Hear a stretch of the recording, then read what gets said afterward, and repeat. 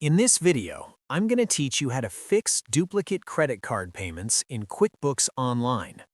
If you've noticed that a credit card payment has been recorded twice in QuickBooks Online, cleaning it up is simple and helps keep your books accurate.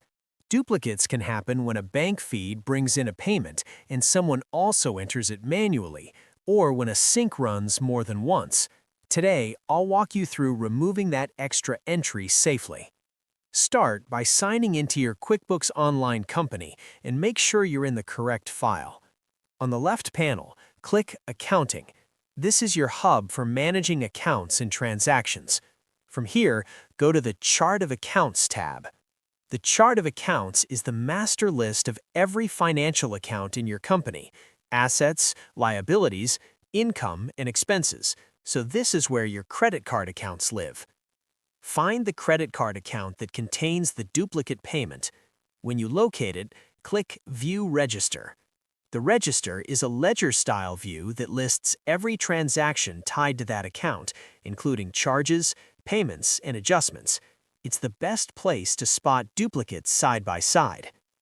In the register, scan for the payment that appears twice. Look closely at the date, amount, payee, and memo to confirm that it's truly a duplicate and not a similar but legitimate entry, like a separate payment, a refund, or a fee reversal. If you have a lot of activity, you can sort by date or scan around the day the payment cleared to find the duplicates more quickly.